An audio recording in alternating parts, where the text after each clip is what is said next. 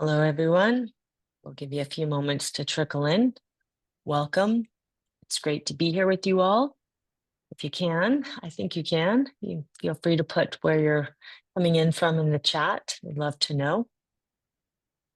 Welcome. I'm Dr. Pamela Crisco. I am a medical doctor, and I am one of the founding board members of the Psychedelic Association of Canada, which was founded in 2019.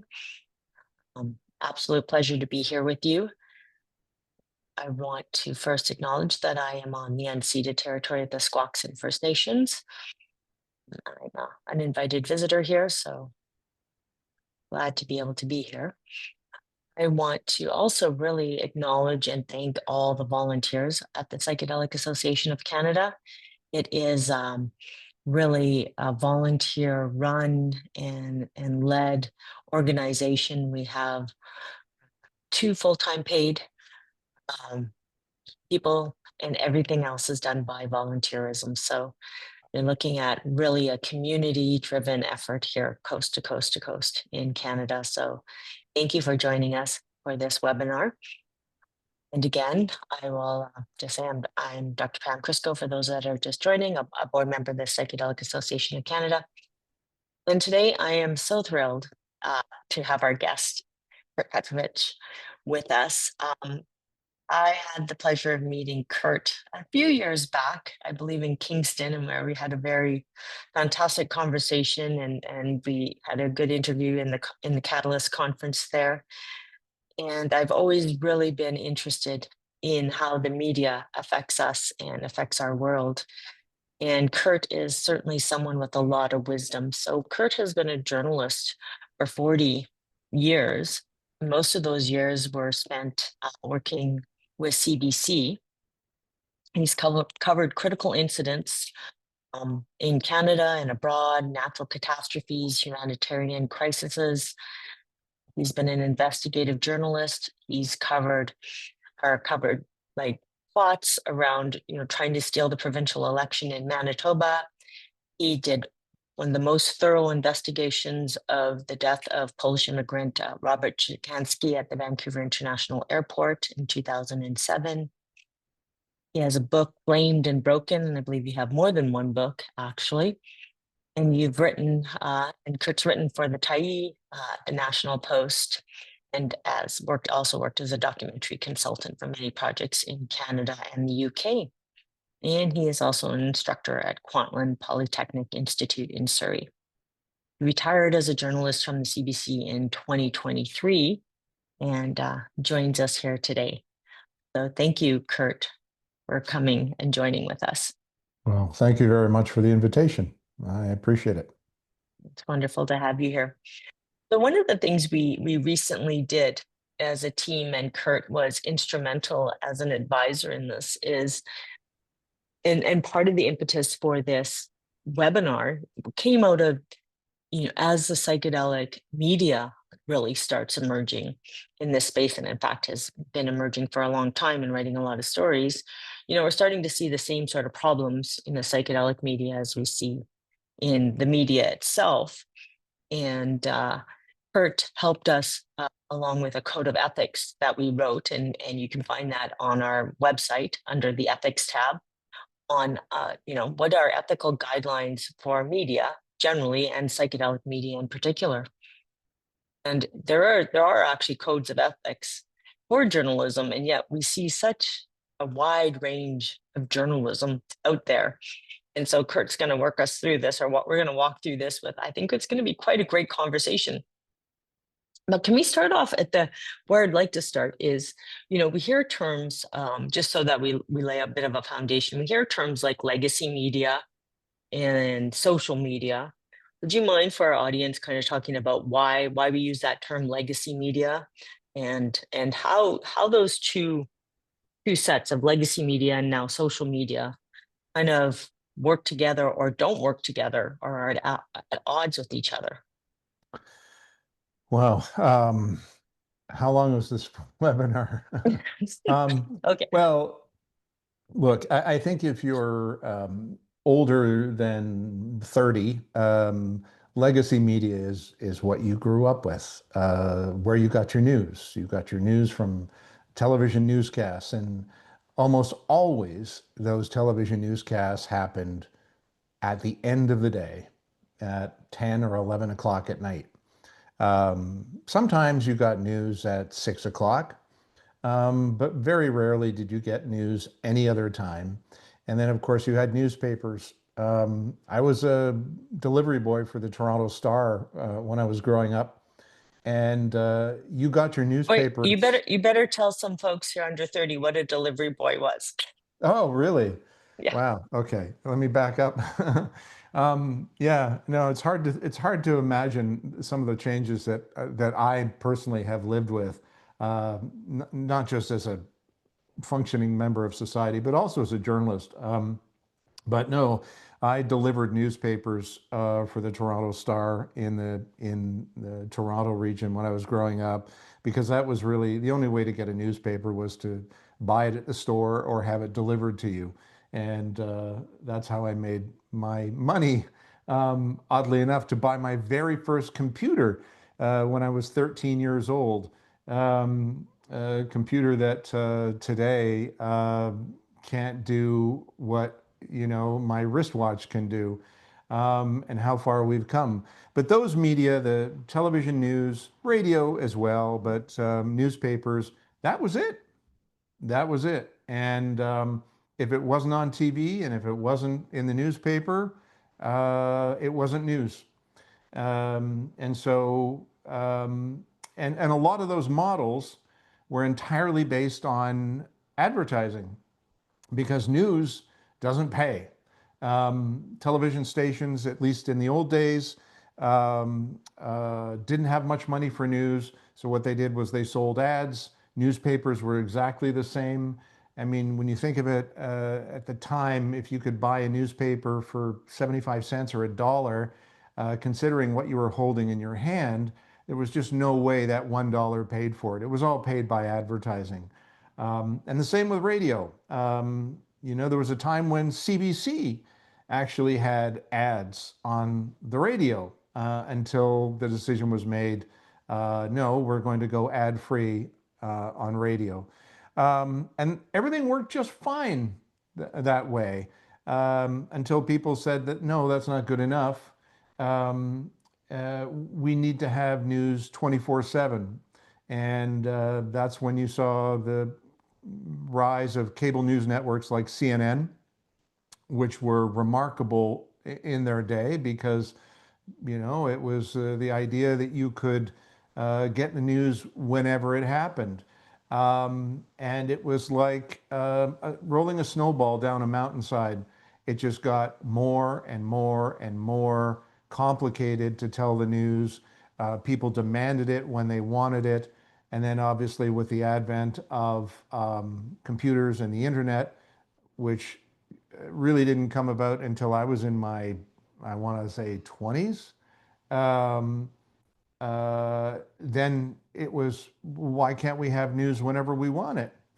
And I think that's a perfect example of, be careful what you wish for, because while that's brought about the ability for anybody with a cell phone, an iPhone, to become a journalist, so-called, and to provide content.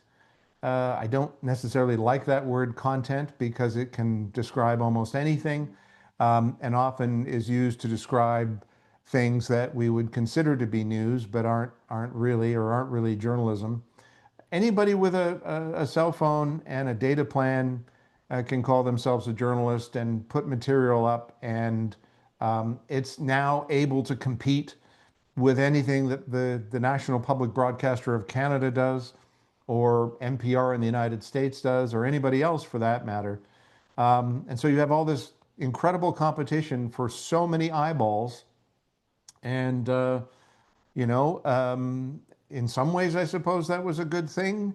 Uh, but the reason we call it legacy media is because it's been faltering for a very good number of years now, because the whole model of paying for it, um, was to use the revenue from advertising to pay the salaries of journalists, to pay for all the technology, to pay for the airtime and the transmission and all the rest of it.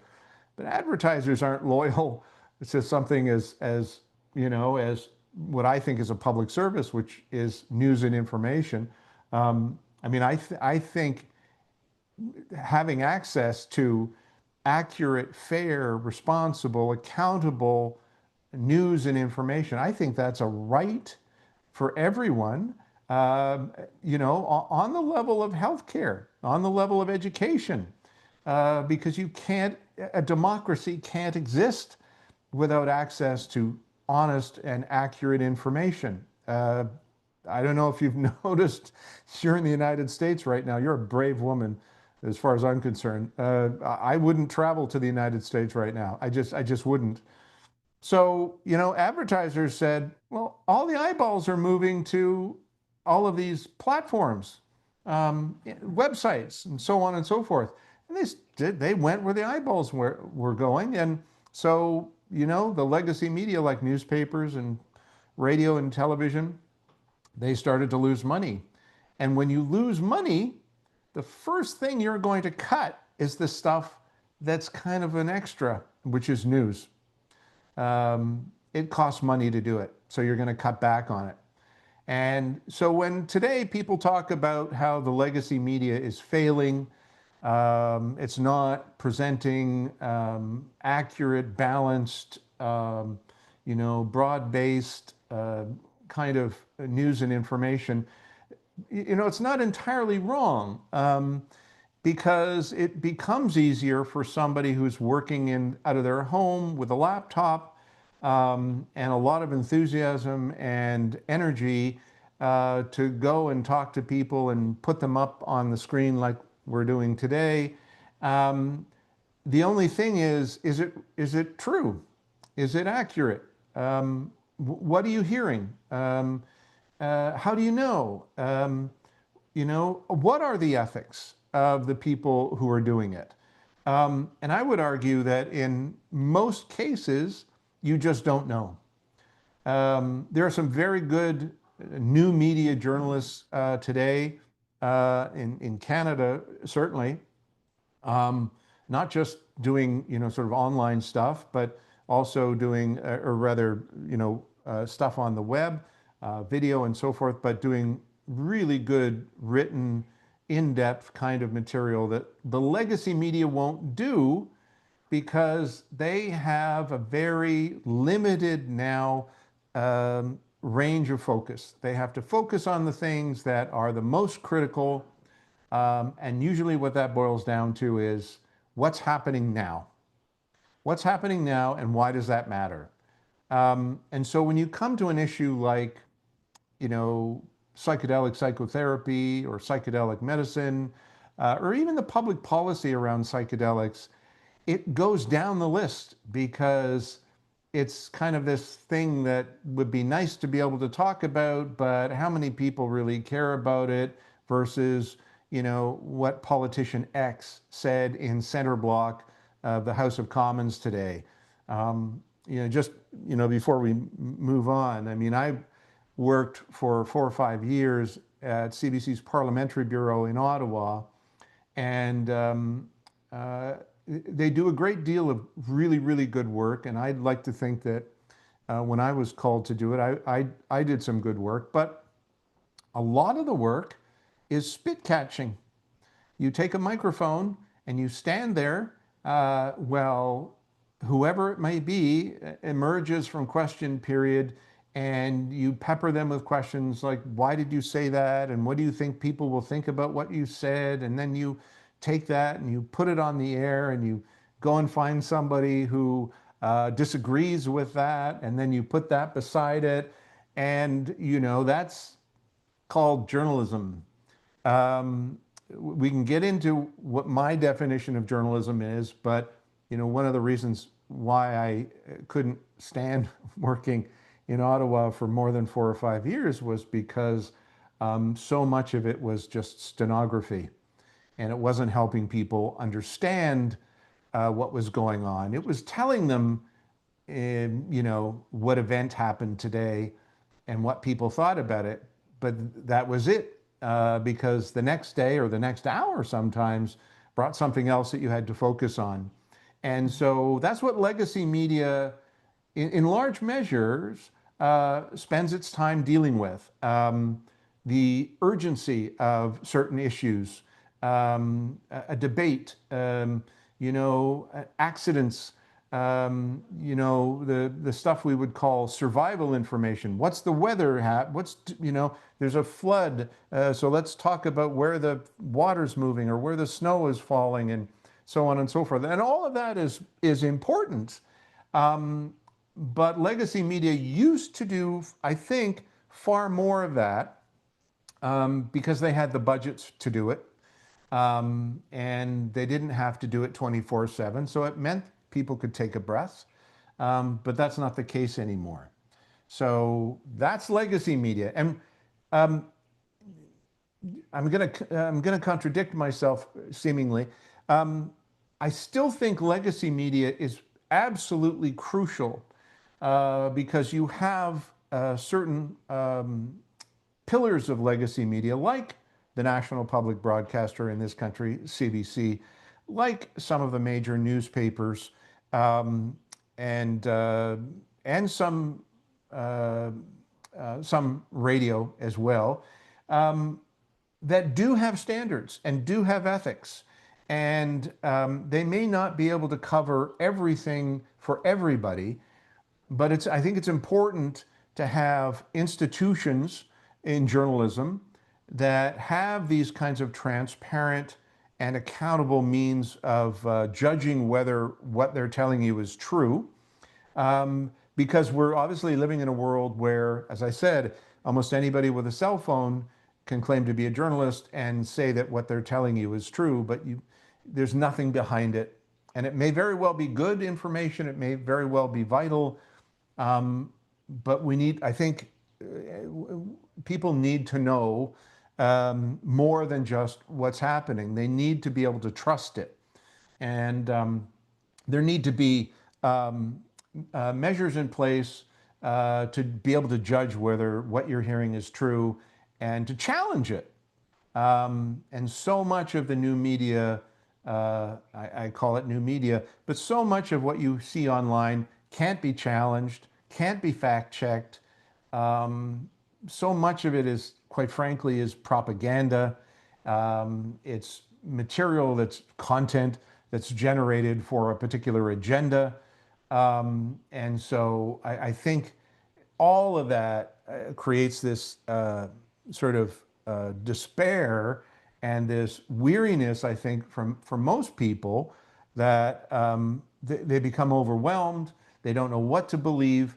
And so along with this beautiful thing we have called social media, where we have all these lovely silos where you can go and hear exactly what you want to hear, and it'll make you feel like you're informed. But what ends up happening is you're just becoming a consumer of propaganda and half-truths and so on and so forth. Before I leave this whole idea of what legacy media is and what new media is, for me, the best definition that I've ever heard about what journalism is, I don't consider myself to be media. I almost think that term is almost derogatory, or it really downplays, if it's applied in the sense of trying to describe what journalism is. I don't think it's a very good term. But journalism for me is what Carl Bernstein, who was one half of the duo who uncovered the Watergate scandal and wrote about it for the Washington Post 50 some odd years ago. Carl Bernstein came up with, I think, the best definition of what journalism is. And to him, it is the collection and the publication of the best verifiable version of the truth. And while there are a lot of spaces in that definition where you could maybe find wiggle room, it acknowledges at least that even the best journalism, the most profound, soundly done, accountable, loaded with integrity and ethics. Even the best journalism shouldn't ever claim that when it produces a narrative about a particular story, that it's the be all and end all. Any good journalist is going to acknowledge that they are doing the best they can at that moment, that tomorrow some information may arise that changes the story or adds nuance or a new facet to it. But journalism as well, good journalism should be about taking an issue and continuing to follow it, such that if something changes, if there's, as a result of the journalism, there's been it's provoked change, because fundamentally, good journalism should be about provoking change. It should be about uncovering things that are not working and looking for solutions. And but that doesn't mean that once you're done reporting on it, you never have to report on it again.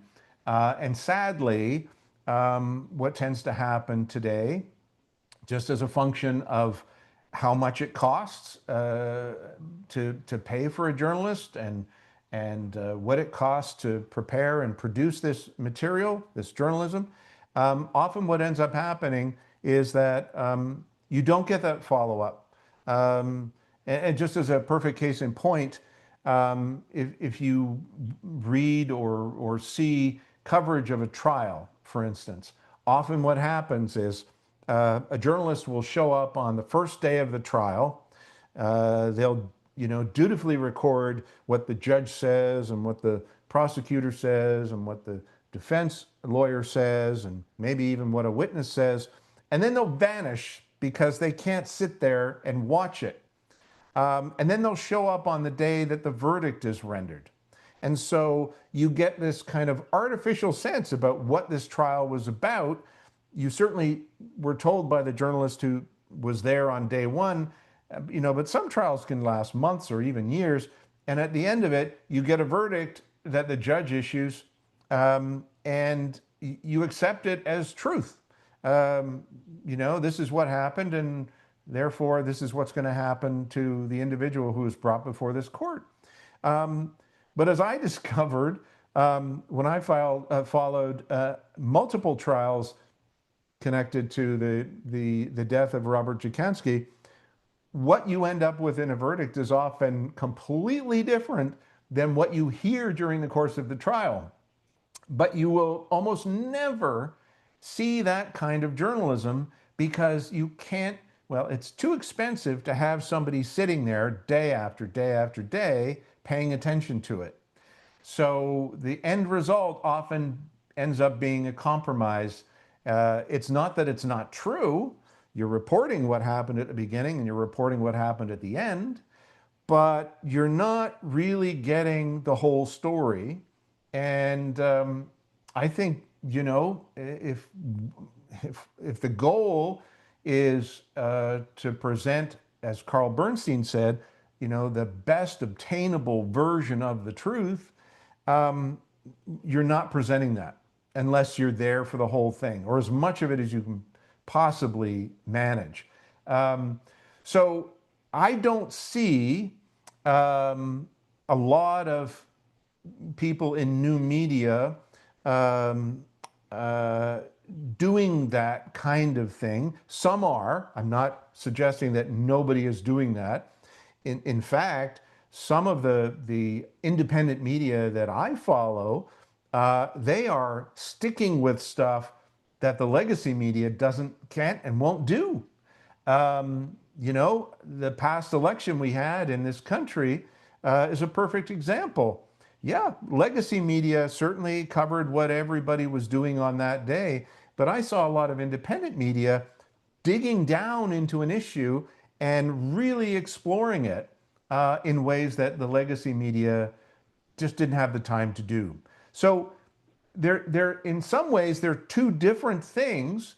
I think legacy media is important for the kind of institutional integrity that it can bring.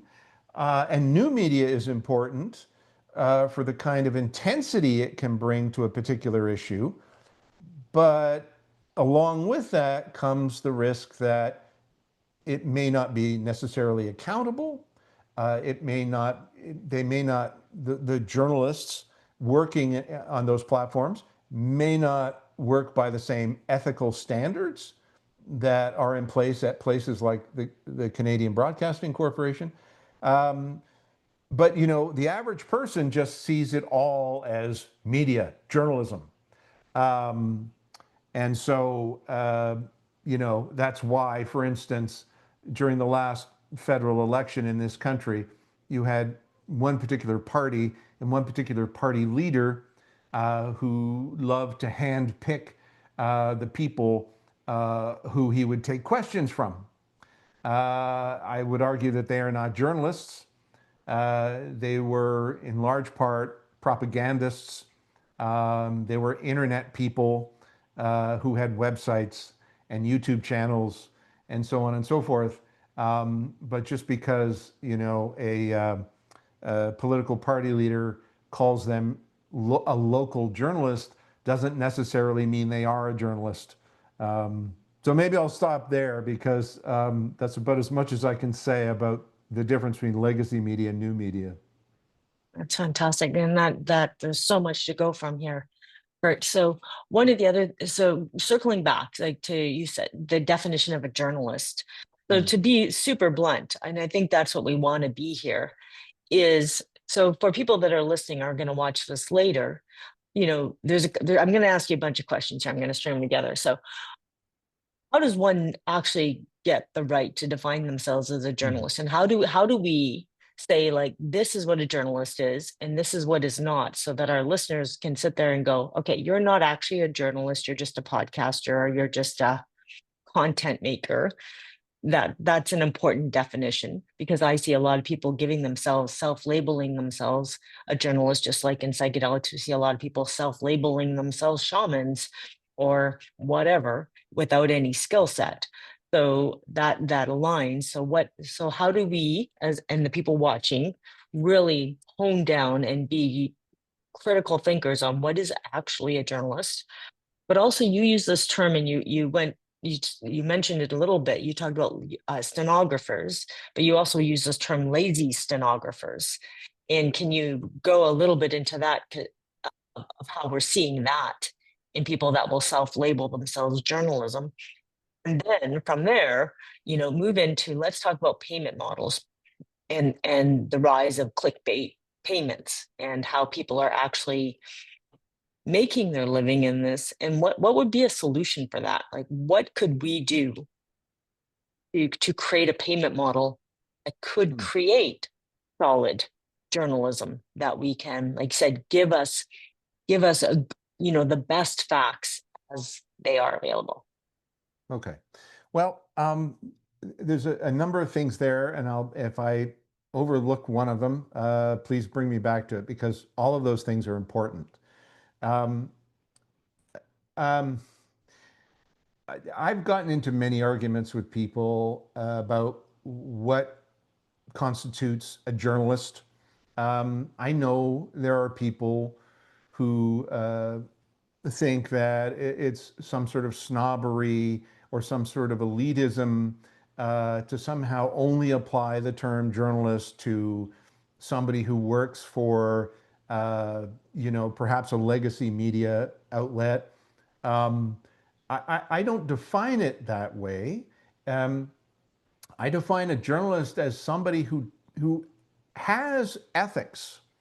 Um, and it just so happens that the CBC, for instance, and other organizations too, they have journalism standards and practices. And they don't just have standards and practices, they have an avenue for you to challenge when they produce something and you think it's problematic. You think it's not balanced, you think it's inaccurate, you think that, you know, the journalist may be working with some sort of malice.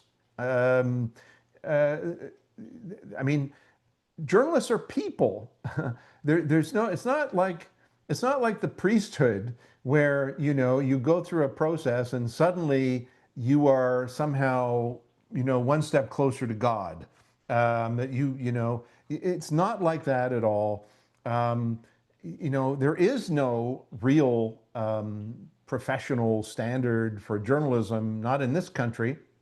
We have organizations that represent journalists on issues that are important to journalists and uh, public interest journalism. The Canadian Association of Journalists is one of them. There are others.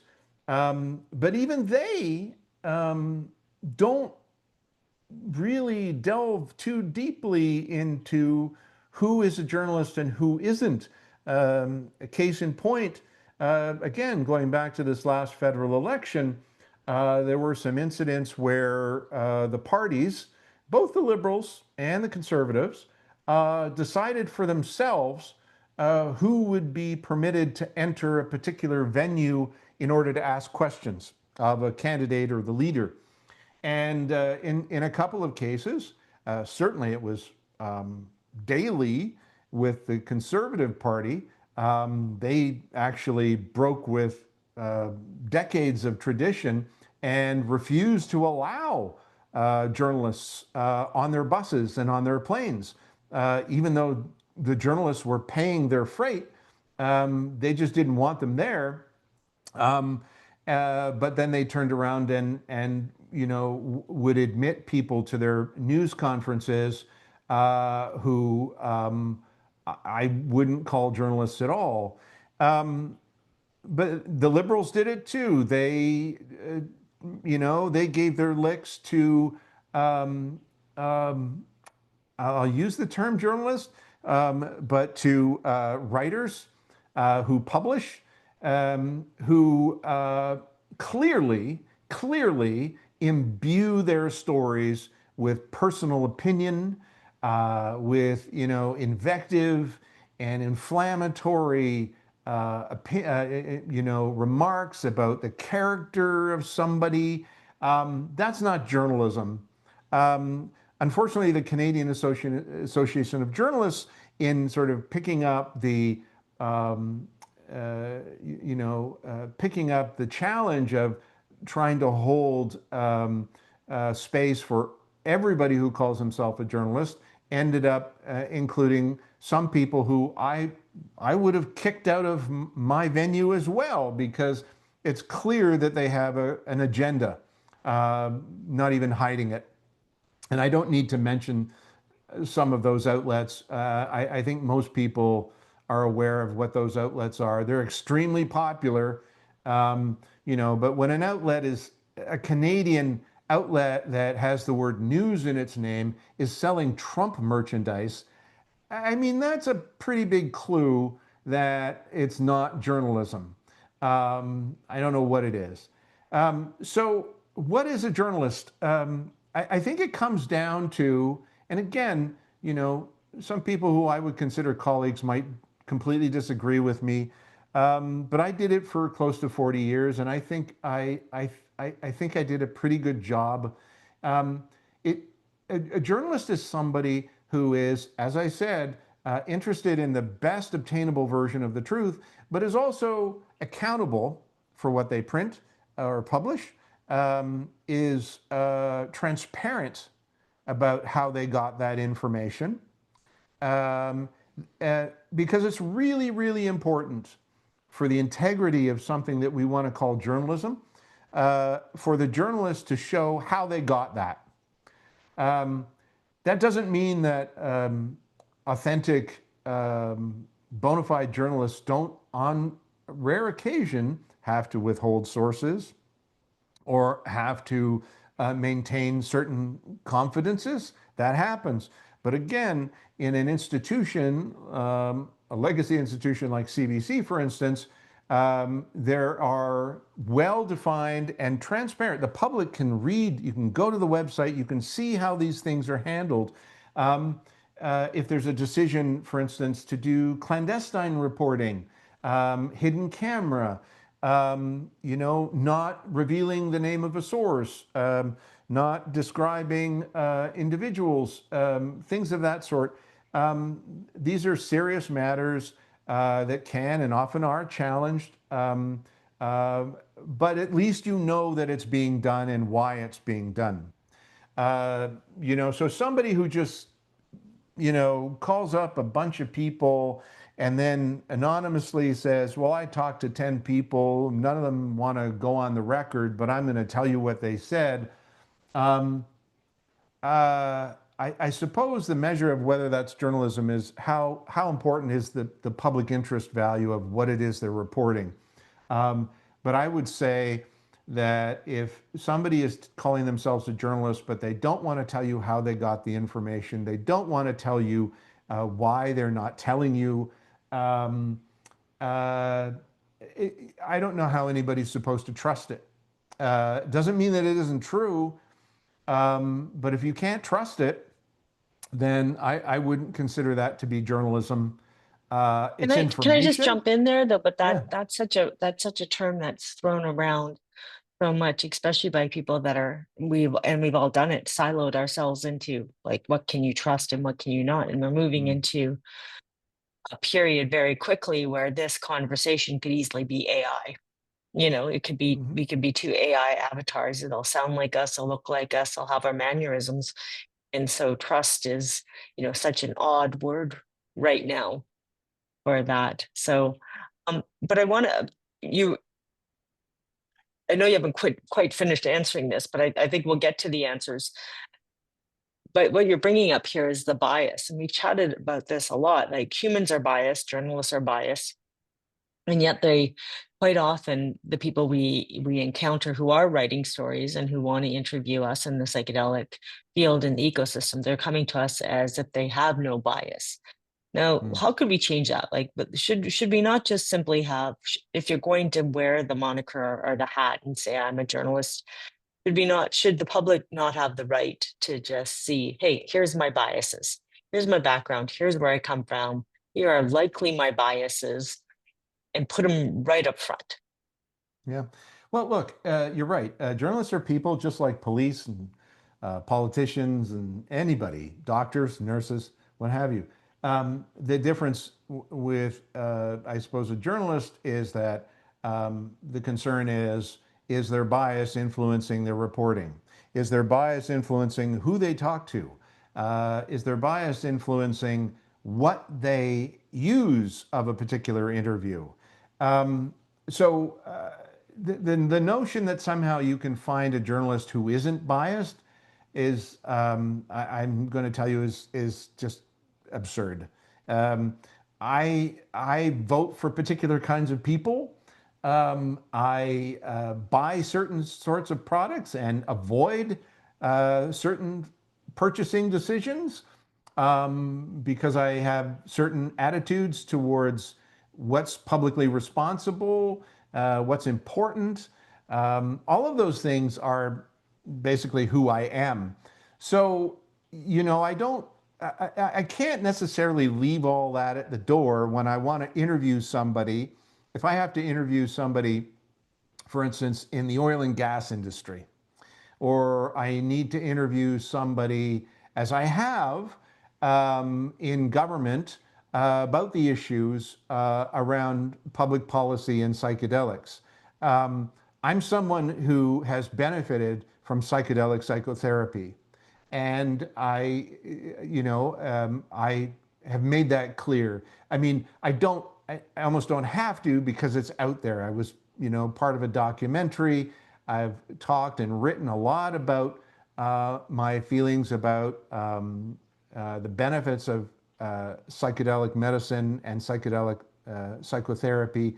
Um, but so when I go to talk to public officials at Health Canada or wherever it may be, um, uh, I don't hide that. Um, but what I bring to it as a journalist is I have to be absolutely certain that I am, there's a difference between having a bias and this idea of balance.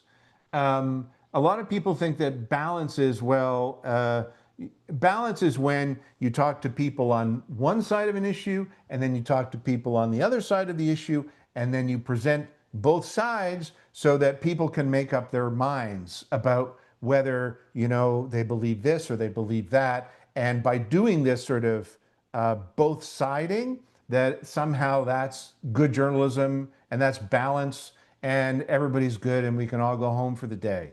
I'm going to argue that while that sounds like a solution, it's not. Because again, going back to this idea that what good journalism is the best obtainable version of the truth. And you will never find the truth by taking two competing ideas and saying, well, on the one hand, there's this, and on the other hand, there's that. End of story. That's not truth. At its worst, that's stenography. That's taking what people say and taking what these other people say and presenting it. I don't know how anybody's supposed to make any sense of that. So a good journalist and good journalism is also involves analysis, you know, so sometimes there is a truth to something, like a particular thing works. There may be a whole bunch of people who don't like it or say we shouldn't have it for all of these reasons. That's fine, but it doesn't change the fact that it works or we should have it. And so good journalism, I think, is going to lead the reader to certain conclusions based on the facts. Those facts have to be evident. They need to be transparent. It's not just because I'm telling you something. It's because a whole bunch of people say it, or there's studies that show it. There is objective, verifiable information, truth that you can refer to. It doesn't negate the fact that there are also people who don't want to believe it or say there are things that you need to know about it. That's fine. So I would argue what's more important than this phony notion of balance, you know, these people say, those people say, is fairness.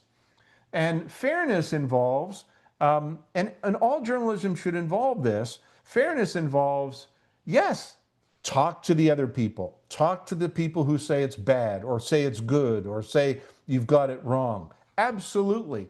But it doesn't mean that they get the same level of attention in a particular story. It doesn't mean that your facts are equivalent to, you know, what I believe, you know, and I'm saying this as if it's so easy to do. It's often sometimes very difficult, especially when you're dealing with an issue like psychedelic medicine and approvals for things like psilocybin and all the rest of it. There are people who I'm sure in the bureaucracies who think that they are doing their job, and their job is to protect the public from the abuse of or accidental use of psilocybin, or the illegal market and all of that stuff. And we need people to be asking those questions and safeguarding the public and all of that. That's absolutely true. But that doesn't also mean that, for instance, that there are enormous benefits to things like psychedelic medicine when they are used in the right way, under the right supervision by people who understand it. And so those two things can exist equally, but it doesn't mean that when, if I were a journalist writing the story, that I would talk to people like you, Pam, and then I would talk to people, at Health Canada, and, write this story and then throw up my hands and go, well, I don't know, you figure it out. That's just the way it is. I think I'm doing a disservice, and I'm abdicating my role as a journalist why am I gathering this material in the first place? It's because I want to present what I think is the best obtainable version of the truth. It doesn't mean that tomorrow a new study might come out and say this is all killing people, or something else might happen tomorrow. That's okay. I'm not as a journalist, I am not a mind reader, I'm not a soothsayer. I can't tell you what's going to happen tomorrow, but what I can do, what I should do in the public interest is take this material from interviews that I do with medical professionals and politicians and all the rest of it, and try to find the thread that leads you all the way through this story. So what often happens, right, is I will do a story and I will talk to people on both sides, but not with the idea that I'm going to present them equally. And inevitably what happens is somebody is unhappy with the result. They say, well, you had an agenda, or you ended up, this story is, you slanted it. You've written a story that really only promotes one side, and so on and so forth. And I understand that, but it's not my job as a journalist to take what people tell me and help them, make the argument, or help them establish why it's true. It's my job to ask questions to determine the soundness of what they're telling me, the veracity, to look into their integrity, all of that sort of thing. All of that's important. And sometimes it ends up with some people saying, well, I'm sorry I talked to you because you gave me 3 quotes and you gave the other person 10 quotes. And but again, I have to try to explain that it's about being fair. If you can't address certain questions that I think are important to people being able to understand this particular subject, it's not my job to apologize for you or to, nonetheless give you the same amount of inches in a story or airtime and so on and so forth. And that's where I think some people get really frustrated with journalists, is they will look at the end result. And I'm not saying that this isn't totally legitimate to make this kind of complaint, because some journalists will approach a story with a particular point of view. And but at the end of the day, the story has to be bulletproof. It has to be reasonable. It has to have this fairness in it. But look, I'm not telling tales out of school. Almost daily, when I was working for CBC, you're under an enormous deadline often. You get assigned a story at, 9 o'clock in the morning, and it has to be ready by 2 o'clock. If you're on the West Coast, it has to be ready by 2 o'clock. So you don't have a lot of time to sort of figure out what the story is and who you got to talk to. So you do your best to find the people that you think can tell you the most about it, the people who are central to the issue. But very often, early on in this process, it's incumbent upon you to figure out what the story is. And so, not unusually, what happens is, at very early stages, a journalist will figure out, this is the story. The story is, somebody is doing this thing because this is the reason.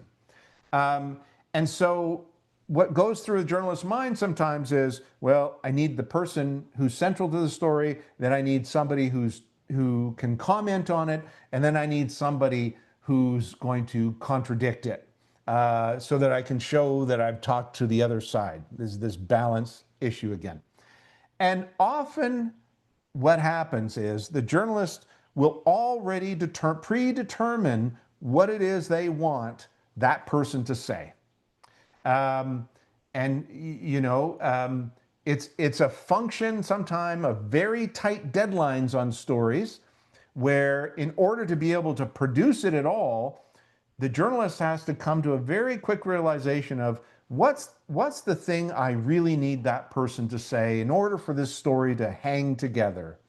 And that's not necessarily a bad thing, but it can be, because you'll show up at somebody's doorstep with a camera and you've already decided what it is you want them to spit out of their mouth. You need that 15-second clip. And so you will ask the questions to get that 15-second clip. And once you hear it, the light bulb goes off in your head and you'll go, I'm done here. Thank you very much for your time. And you go back and you produce your story. It is a reality of the meat grinder 24/7 news cycle that encourages that kind of thinking for daily stories, things that happen on a particular day. And a lot of times it's not critical. You're talking about something that happened today. You just want somebody to comment on it, and they're going to say what they're going to say anyway. No harm, no foul. The problem with that thinking is when it gets extended into areas where it isn't just a daily thing. You're working on a story that you're taking some time on. And if you're not careful, just like police do, you get this kind of tunnel vision, and you decide that this is what the story is. And it can be very dangerous, because that's how journalists get sued. Journalists who don't give due respect to somebody that they need for a story. Somebody that they haven't given enough time to respond or to think about it. And I've had, like, as a journalist, I've done stories that have taken days, weeks, or months to put together.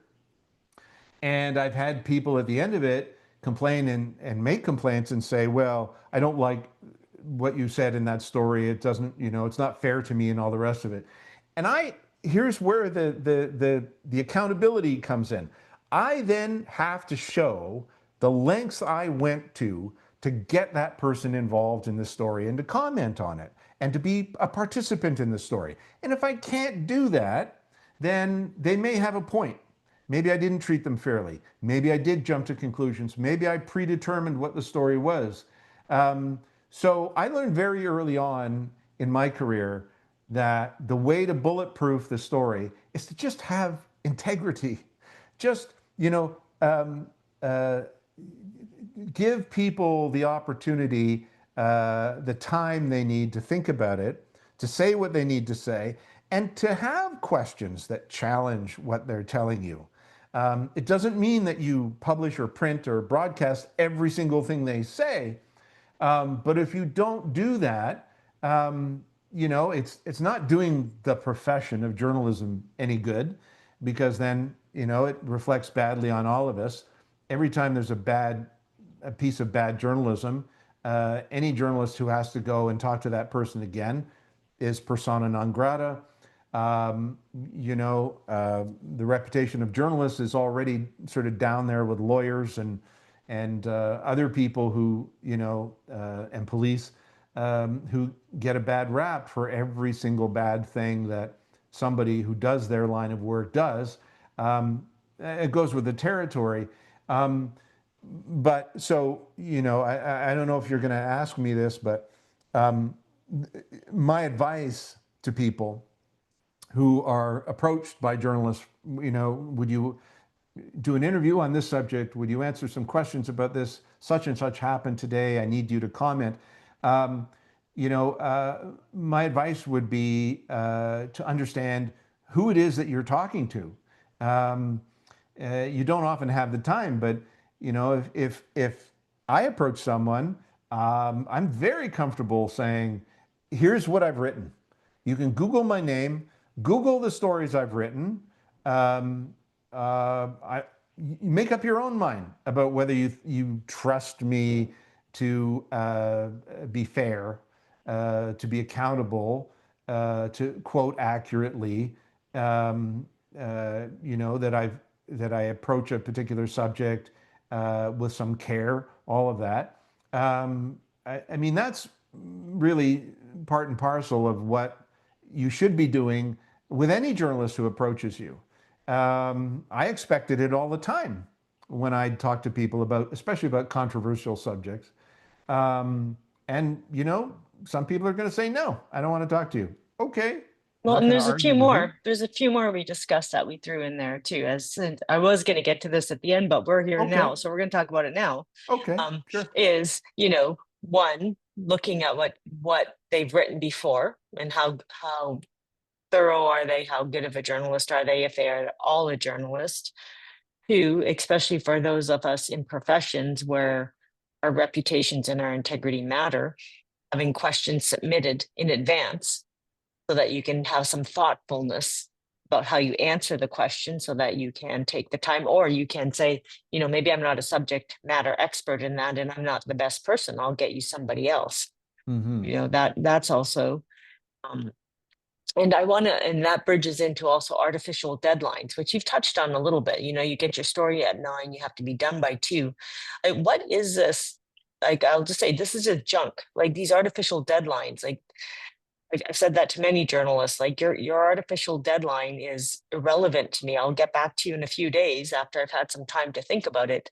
But why is that a thing? Like, why would any media want to be out of integrity and rather put a timeline and say, hey, I've got this artificial deadline of which time we have to publish this story, which is not true. I mean, it's already factually incorrect that there is a timeline on the story to be done, especially if a journalist wants to get the best version of that. They should never be saying I have a hard deadline. And we talked about this. So I'm going to move into something else too and add it to this and string it along. Is one, like that it's unethical to have an artificial deadline that doesn't actually exist. Two, um, when we talked before you brought up this thing that often what journalists will do if they don't really want the opinion of the person is ask them to comment at the very end of the story when there's really no time for them to get included. And or number 3, call someone up like me and ask me questions that they know damn well I cannot answer due to patient confidentiality. And Mm-hmm. they know that, and then they put that in the story. So what do you think about all of that? Okay, several things. First of all, I'll deal with the questions in advance issue. This is a touchy one because I'm going to tell you that a journalist should absolutely be transparent about what they want to talk to you about, and not to sort of say, well, I want to talk to you about this, and then somehow work in something that wasn't about that, which is what they really wanted to talk to you about. So that absolutely should occur. The problem, and why I never gave questions in advance, there is a bit of a problem with, it can be a problem with that. And that is, if you supply a list of 10 questions to somebody, and then you're interviewing them, often what they will do is sometimes they'll write out their answers to question 1, to question 2, to question 3. And then what ends up happening is you start talking to them, and then they say something, and then you, as a journalist, you go, oh, that's interesting. What do you mean by that? And then they're looking at the sheet of questions like, well, that's not on here. How do I answer that? And it can create problems that don't need to exist. But the way around that is for the journalist to, and you as the person being interviewed, you have every right to ask exactly what it is you want to talk about. What subjects do you want to cover? What are the issues you want me to be able to address? So on and so forth. Are you going to be asking me to respond to something that somebody else said on this subject? That sort of thing. Some journalists, I guess, may, in order to kind of grease the wheels, may write out the questions 1, 2, 3, 4, 5, and then send it to you. But then that opens you up, the journalist up to, well, if they try to ask a question that wasn't on the list, now somehow they're breaking some sort of, understanding and all the rest of it. Government officials do this all the time. Um, when I've had to But do it doesn't stories for, necessarily have to be that way. Like, because it I do it doesn't. all that I do it I, all the time. I request the questions in advance because I'd like to know what the story is about. And then what I will do, they always ask then, okay, can I ask some more questions? But you already now yeah. know where they're going, and then you can answer them more off the cuff. But at I, least you Yeah, I will in writing to people, I will say, I want to know about this. I want to ask you questions about this policy. I want to ask you questions about what do you think about this policy? I'm very clear about, like, I'm not there isn't going to be any surprise or gotcha. It's just the 1, 2, 3, 4, 5, 6, 7, 8, 9, 10, because then it can lead to misunderstanding. I would much rather at the front end say, this is what I want to talk to you about. I want to ask your feelings about this and that and so on and so forth. Not necessarily a big deal. The other thing you talked about was this idea of deadlines and so on and so forth. Um, the, this is a hypothetical. So the government announces on a given day that it's now going to make psilocybin available in grocery stores, whatever. Um, Whatever. It's something that happened today, a change, a government announcement, a policy change, or conversely, a restriction or a denial or whatever. That is happening today. So, as a journalist, we need to do our best to explain what does that mean today, because it's happening today. There may be lots of other issues around it that we can't get to today. But I do want to, as a journalist, I want to know what people who are in the field of this particular issue, who have a vested interest in it, who have a stake in it, I want to know what they think about it, because I want them to be able to tell somebody listening to this story or reading this story why it's important or why it's not important or what's wrong with it. And the only way I'm going to be able to do that is if I talk to that person today. So it doesn't mean I'm going to do a documentary today. And that changes as well. Um, if you're working on a story for days and days, and you're about ready to tell the story, but you need that one person, and you write to them or call them and say, I'm going to do this. This story is coming out tomorrow. I'm going to give you until 5 o'clock today to respond to me. That's just not right. That like when it's critical like that, again, that goes back to the idea of fairness. That's not fair. That's not fair. Um, but if a journalist is just approaching you as as I explained earlier, I just need a clip of somebody who knows something about this to give me their opinion. A journalist is not likely and can't, because they've been assigned to do that story, and they will do it come hell or high water. And again, I'm talking about legacy media primarily, that has newscasts to fill. They decide at the beginning of the day how many stories are going to fit in the newscast that day. You're allotted a certain amount of time, and you better bloody have it ready by deadline. So they will work the phones and find the people who can go on camera and get them to say what, to tell them what they need to hear. And usually it's fairly specific. It's like, what do you think about this development? I know you haven't had a lot of time to think about it, Pam, but I need you to tell me what you think about it.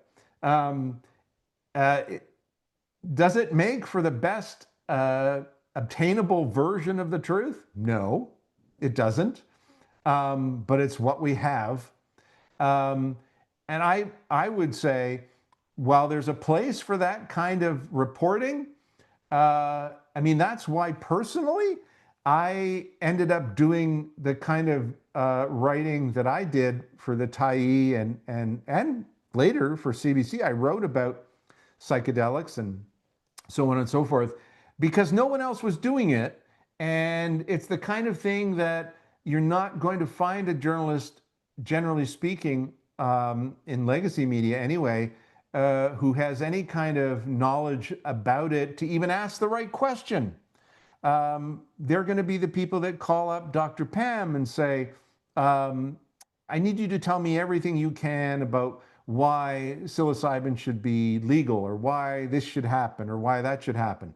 And I understand very well why somebody like you would say, no, I'm not. Why? What's this for? And how is this going to be used? And you're going to end up taking 10 seconds of what I say, and I'm worried that it's going to be put beside something that somebody else said, and then I'll be sort of roped in with what their position is. And then those are all questions that you absolutely should satisfy yourself with before you open your mouth to a journalist.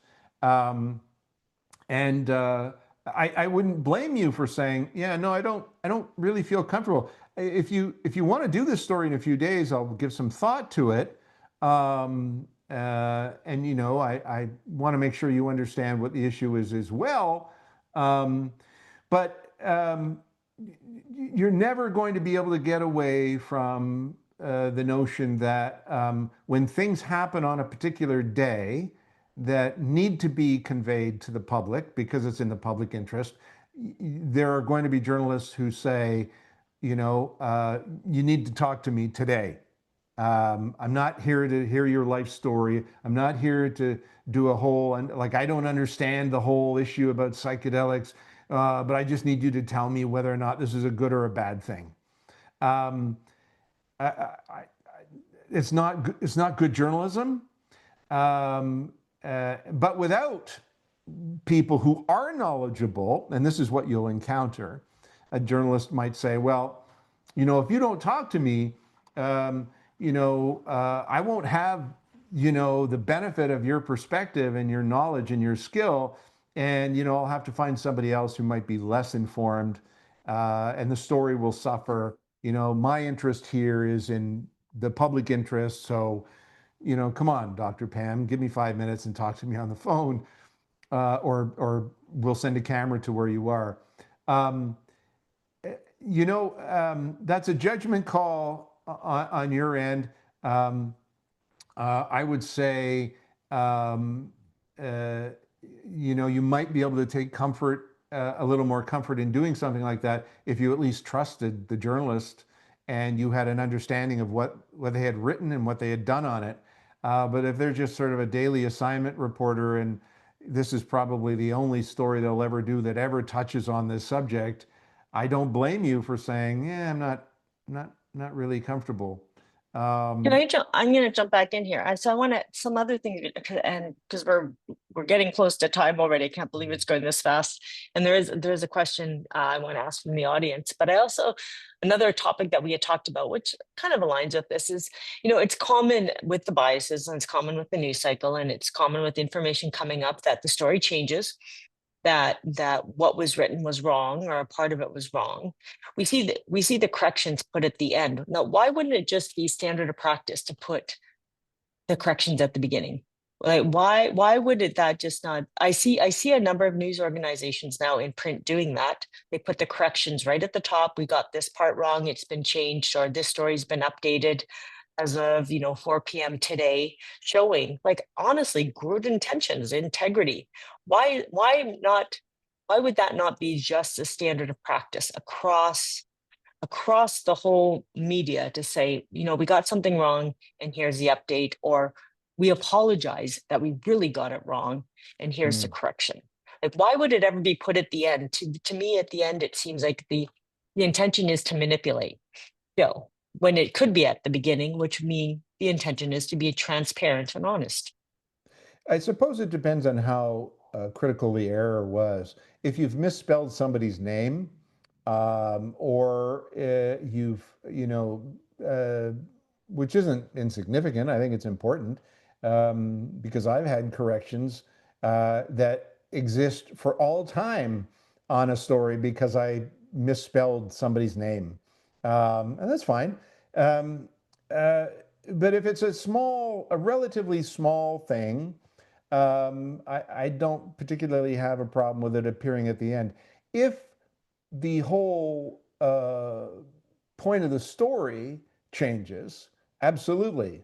If it's significant enough, I mean, I'll tell you that it's very, very, very rare that a story is ever pulled from online. Um, and often that's only done because the story is so badly handled that it's just everything from top to bottom is wrong. Um, I will say, I can say a lot of things about the CBC, but one of the things that I suppose is good is that it tends to take issues around accountability and errors very seriously. And most journalists I know, if they make a mistake, it is devastating. The good ones, it's devastating. Journalists who lose sleep about, the what it is they're writing about, and if they get something wrong, it's just like it weighs on them. Um, but I've written a little bit about journalism over this last year, leading up to the US presidential election. I followed American media quite strongly. And you talk about legacy media, institutions like the New York Times and the Washington Post, which you would think would be leaders in the idea of acknowledging when they get things wrong and making sure that they don't in the first place. But these are, titans of the legacy journalism industry. And, they've done some really appalling things when they're caught out with stories that are riddled with errors. They often don't acknowledge the error at all. They just rewrite it so it never existed, which I think is just terrible. Um, but absolutely, I'm on your side. I think if a story has gotten errors in it that ultimately change this idea of the best obtainable version of the truth, if it's that off kilter, it absolutely should be at the top. Right. Um, but it's a judgment call, right? As to, well, how Well, badly I'm did we talking, you're get this? obviously talking a big mistake where it changes the story. Let Yeah. me let me bring in this question from one of our people watching. Trying to get this, I want to get the question right. What kind of stories are getting focused on, and the angle of the questioning? Who is motivating what is being shared? Who is funding or backing these things? So I think the question is around the transparency around who's funding what stories are getting covered, um, who's funding what questions Mm. are being asked. And maybe Well, that moves more a little bit more into the social media aspect of it that we were kind of going into the book maybe you'll show the book we were talking about earlier. yeah, Um, but and we're probably going to see more and more of this, as we've already seen. Like, we already know that probably 80% of all social media interactions are bots, um, are not even real people anymore. And there's certainly interests out there that want to push us in different directions for whatever nefarious reason they have. yeah. Um, but how, I guess, how do we even know that? How do we, Well, I mean, what is the human's approach to navigating this and not knowing what is motivating even where the story is coming from? yeah. Well, I mean, it almost goes back to where we started, which is this idea of legacy media versus, new media. And again, this is, I'm not going to say that in every case this is the situation, but um, with I'll say this much about the CBC, at least editorially, because it has journalism standards and practices, it has a means for people to complain, it has an ombudsman, um, it's all of those decisions are public, so on and so forth. Um, I've heard it my whole life that the CBC is biased. I've heard the CBC is left wing. I've heard this, or I've heard, from the left, I've heard that the CBC is right wing because they look at the board of directors and they say, well, these people were appointed by a conservative or whatever the case may be. At the end of the day, I can tell you that every journalist that I've ever worked with at CBC, for the most part, I mean, there are some that I wouldn't want to work with again, sad to say, but for the most part, there's an editorial structure in place where lots of people are involved in deciding what is the story we're going to do today on this subject. And then there are people that look at it and vet it and say, well, what about this? And did we ask that? And in some cases where stories are national in scope, you have people weighing in, journalists weighing in from different parts of the country saying, we have to ask this question, we have to ask that question. So, while all the journalists involved have their own biases, they're also really well aware, it's sort of institutional, that there's a way to do it. There is a focus to the story. Something is happening because of a reason. And so there are questions that flow from that. Why is this happening? Who did it? Why did they do it? Why are they doing this? What do people think about it? What's the effect of that? All of those sorts of basic questions that all have to be answered before any of this sort of verifiable version of the truth can emerge. You have to ask the questions in order to get to it. But I would argue you're talking about a national broadcaster that has all this, a whereas big so institution. I think this question is more coming from, we've got all sorts of psychedelic media out there. We don't know where they're funded. We don't know who funds them. We don't know where a lot of them even make their money from. And Yep. how do we navigate that? How do we navigate all these different psychedelic medias? Some of them are just would be considered psychedelic tabloid. Many of the Yeah. people writing in some of these groups just go on Reddit and find something that seems inflammatory and then try to make a story out of it. Oh, yeah. Well, So I mean, the measure is what have they done? What have they done so far?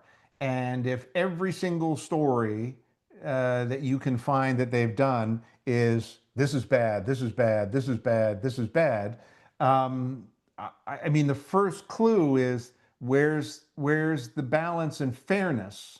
Um, if what they do is they produce material and say, an hour before we published this story, we reached out to so and so and we didn't get a response. That's not fairness. Um, and you're absolutely right. A lot of these, I'll call them organizations or outlets, their income is based solely on eyeballs and clicks. And so, just like social media platforms like Facebook or what have you, the way they make money is by getting people to come to the site because that's ads are attached to the site and that's how they get paid. Um, uh, so yeah, it becomes very difficult to figure out what their standards are, what are their ethics. Um, the fact that a particular outlet has talked to 2 or 3 people or whatever about subject X, and they present this expose. Um, the first question that I have would be, well, who else did you talk to? And to what extent did you challenge the narrative that you're publishing? Um, it's not enough. It's not, I would argue it's not journalism to just take someone's story and basically string it together with a number of sentences that say, and then this happened, and then this happened, and then this happened. Um, I mean, history is replete with media that have gotten the story wrong because it's based on just sort of, this is what I saw. It doesn't necessarily, again, that's not journalism. It's visual stenography, or it's, you know, sitting down and talking to somebody and hearing their story. It can be very, very compelling. You know, I wrote a story accidentally. It fell into my my lap because I had been writing about ketamine and the use of ketamine, and I wrote for the Tyee, and this woman wrote to me, and she said, I was cut off from my ketamine treatment at a hospital in British Columbia, and she had a horrible story to tell, and it was very compelling. And I promised her, I said, well, you know, I'm going to check into this. I'm going to try and find the people who know something about this, and I can't promise you anything, but I'm going to try and find out. I didn't know what I was going to do with it until she died. And I found out that she had become so desperate that she had ordered what she thought was ketamine online, and it turned out to be fentanyl, and she died. And then my job was not just simply to tell her story, but it was to go and flush out all of the details. Who did she talk to? Who were the people who were involved? What was the public policy? You know, her story was very compelling, but it wasn't, in retrospect, I now know that everything she told me was true and accurate and deserved to be made public. But I also had a responsibility to make sure that everything she said wasn't hyperbole, it wasn't fictitious, there was meaning to it, there were reasons why certain things happened. I wouldn't be doing my job as a journalist, I wouldn't be doing anybody any good if I had, and I know a lot of journalists would just take that story and just put it out there in the webosphere or whatever, and just, well, you know, she's saying it. I'm just a messenger. Well, maybe you're a messenger, but you're not a journalist. And especially, I'll say this one additional thing. This is really, really, really important. When the material that you're producing and publishing has the potential to really profoundly affect somebody's life and their livelihood, the onus on you as a journalist, not just to publish something that you believe is true, but to, again, encompassing this idea of fairness and integrity, to demonstrate that you've done more than just simply publish somebody's account of what happened. The weight and the responsibility on you as a journalist becomes really crucial. I mean, I've done so many stories where it was absolutely clear, the evidence was overwhelming. I had multiple sources tell me, and I'd verified it all, that there really was a bad guy in this story. I still had to give the duty of fairness to the bad guy, to let them see all the material that I had, to give them ample opportunity to explain, and also to acknowledge that I had done that. And it's more than just a courtesy call. You don't just say, I'm going to publish this story. Are you going to comment or no? Because we're going to publish it anyway. And even after all of those steps were taken, I still lost sleep because I knew that what I was going to do, like, I take no pleasure in ruining somebody's life, even if they're to blame. You know, I'm not the judicial system. My job is to hold people accountable in the public interest when it applies to a public interest issue. My job is not to hold people accountable for things that they've done criminally or or like I'm not a judge, I'm not a police officer. Um, I'm something else. I'm trying to provide the best obtainable version of the truth. And you can't always get that simply by saying, I've got all this information. What do you say to it? A lot of times people can't, they're legally prohibited from speaking. You raise the issue of, well, I can't speak about patients. Um, at the very least, people need to understand that. And it would be my job as a journalist to say, look, there's all this stuff here, but in all fairness, Dr. Pam can't speak. I'm asking her to speak, but she can't. It's an impossible request. And so you, dear reader, need to understand that you're not hearing the whole story, because I can't give you the whole story, because it's just not possible at this time. And so consider that when you're reading this story. Um, you know, uh, anybody who calls himself a journalist and comes off, it's clear that they're coming off in print or in broadcast or whatever as somehow being sort of righteous and self-righteous. Like, I'm the person that's, gonna hold these people accountable. And I mean, I would be very, wary of that as journalism. And unfortunately, the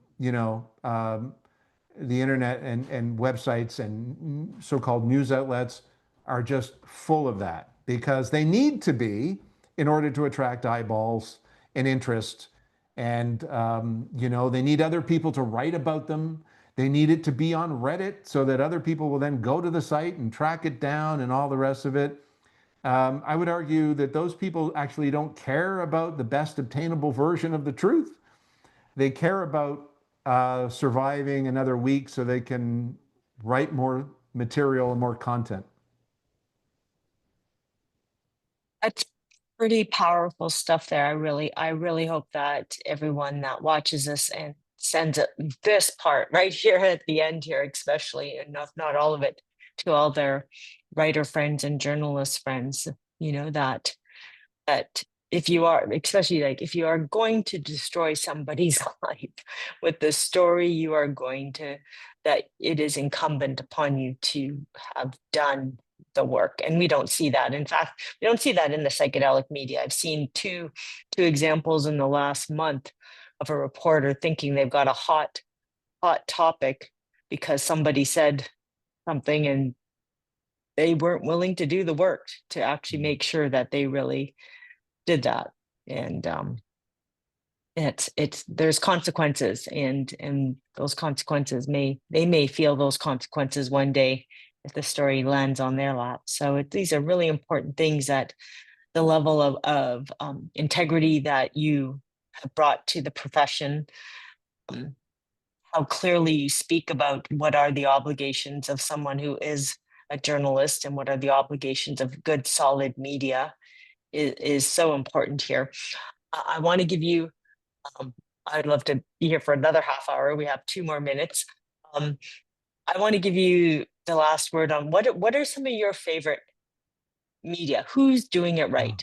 Who's if you have any ideas on who's covering psychedelics well, love to hear that. But generally, who is really doing it right? Who are some of your favorite writers? Who are some of your favorite media outlets? Let's give our. Well, I mean, editorially speaking, not management wise, but editorially speaking, I think the CBC is vital. Um, I think the main newspapers in this country, by and large, do a pretty good job. And when I say main newspapers, I'm not talking about necessarily newspapers owned by American hedge funds or whatever. There's only a handful of online sources, but and they don't Would you necessarily. mind naming some of your Sure. favorites? So I mean, yeah. I have great respect for Press Progress. Mhm. Um, It's a really good. They do a lot of. It's often very about politics and public policy and things of that nature. The Tyee, massive respect. Not just because I wrote for them at one point, but they just very good journalists. Really smart, very socially conscious, and so those would be a couple. In terms of literature, there's also, I would say, the international or the Investigative Journalism Foundation, which is a relatively new outfit led by Cecil Rosner, who is the former head of investigative journalism at CBC. It's a good outfit. They're just, I think, just getting started. I haven't seen too much from them, but it's independent, but it has, at least it has standards and ethics that I think are admirable. And Cecil Rosner has written a number of really good books. You just Google his name, about journalism and manipulation, and how to know when what you're reading is true or not true. And Cecil Rosner was a mentor of mine. Book-wise, I cannot recommend this book highly enough. It's called The Chaos Machine, written by a journalist, Max Fisher, at the New York Times. This book will give you nightmares because it lays bare everything that social media has done to humanity, but in particular to journalism. It has, I think the reason we're talking today about what's true and what's not true and how do you trust, journalism has, social media has done more to corrupt and destroy our sense of what's true than I think almost anything in the last century. Mhm, mhm. Absolutely. And where can people find you, Curt? Tell us, You know name your what? books. Where can people find you?